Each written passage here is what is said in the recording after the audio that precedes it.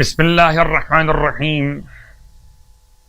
الحمد للہ والصلاة علی اہلہا اما بعد ماہ رجب المرجب خدا کی رحمتوں برکتوں کے ساتھ ہدایتوں کی توفیق ملنے کے ساتھ یقیناً خدا کا سب سے بڑا احسان تمام تر انسانیت پر، تمام تر کائنات میں رہنے والے اشرف المخلوقات بنائے جانے والے انسان پر کہ اس نے ہدایت کی ذمہ داری اپنے اوپر رکھی۔ انا علینا للہدی وانا لنا للآخرۃ والأولی، بے شک کہ ہدایت کی ذمہ داری ہم پر ہے، خدا کا علم، اور آخرت اور دنیا دونوں ہمارے ہیں۔ سورہ واللیل میں خدا کا یہ اعلان،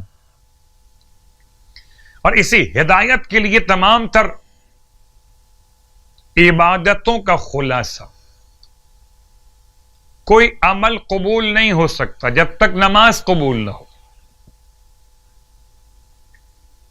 ان قبلت قبل ما سوا، اگر نماز قبول تو نماز کے ما سوا سارے اعمال قبول ہو جاتے۔ وَإِن رُدَّتْ، اگر نماز رد کر دی گئی، رد ما سواہا، تو نماز کے ما سوا سارے اعمال رد کر دیے جاتے۔ اور اس کے بعد اللہ کے حبیب کا یہ فرمان کہ لا صلاۃ الا بفاتحۃ الکتاب، نماز بغیر سورہ الحمد کے نہیں ہو سکتی۔ اعمال صالحات نماز پر رکے، نماز سورہ الحمد پر رکی، اور سورہ الحمد میں خلاصہ اہدنا الصراط المستقیم، ہدایت کے دو کہ پروردگار ہمیں ہدایت صراط مستقیم کی نصیب فرما، ایک ترجمہ، ہمیں صراط مستقیم پر ثابت قدم رکھ، ایک اور ترجمہ۔ تو بات ہدایت کی آئی تو مجھے امام ہادی یاد آ رہا ہے۔ رجب المرجب میں قیامت ڈھائی گئی کہ جب رسول کے لخت جگر کو، سیدہ کے نور نظر کو، امام تقی جواد کے نور چشم کو زہر دغا سے شہید کیا گیا۔ سامرہ میں قیامت کا منظر تھا جب گھر سے امام ہادی، امام نقی علیہ السلام کا جنازہ برآمد کیا جا رہا تھا۔ میں اپنے 11ویں امام کو پرسہ پیش کروں، یا امام عسکری آپ یتیم ہو گئے رجب کے مہینے میں۔ یہ مہینہ تو وہ تھا جس میں کسی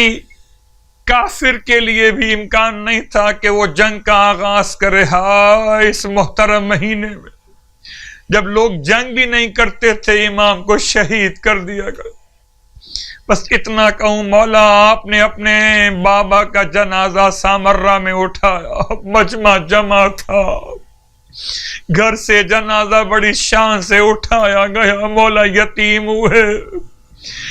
مسافرت میں مدینے سے دور سامرہ میں یتیم ہوئے، مگر مولا وہ سید سجاد کی یتیمی کہ بابا کی لاش بے گور و کفن رہ گئی، میرے مولا کے ہاتھوں میں ہتکڑیاں رہ گئیں، پیروں میں بیڑیاں، اپنے بابا کی لاش کو بے گور و کفن چھوڑ کے چلے۔ یقیناً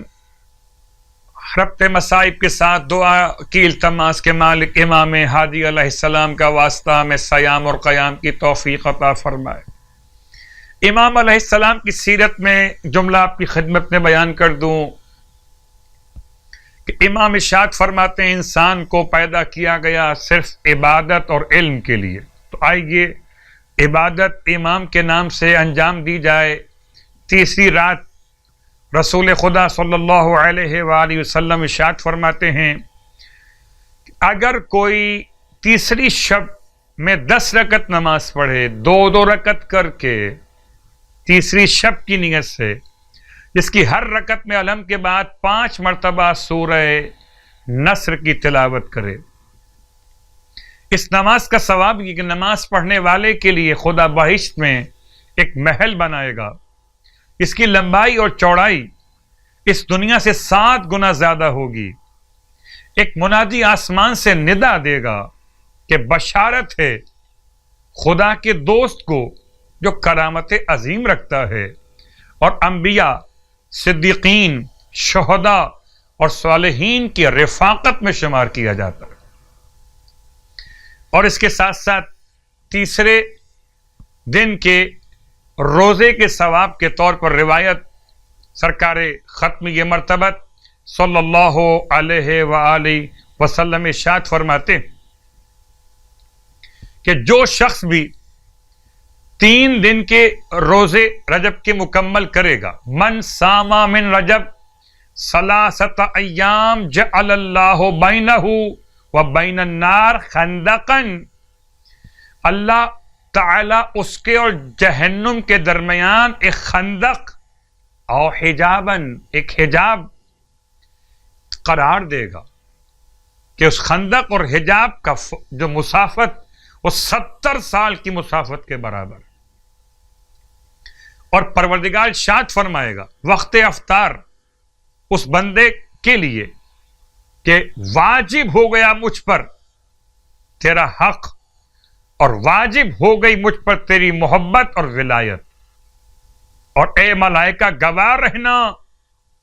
میں نے اس روزے دار کے تمام اگلے اور پچھلے گناہوں کو بخش دیا ہے۔ میں تمہیں گواہ بنا کر کہتا ہوں کہ اس کے اول سے آخر تک تمام گناہ بخش دیے گئے ہیں۔ پروردگار ہم سب کو ماہ سیام، ماہ رجب کے سیام اور قیام کی توفیق عطا فرمائے۔ الہی آمین۔ بحق امام نقی علیہ الصلوۃ والسلام۔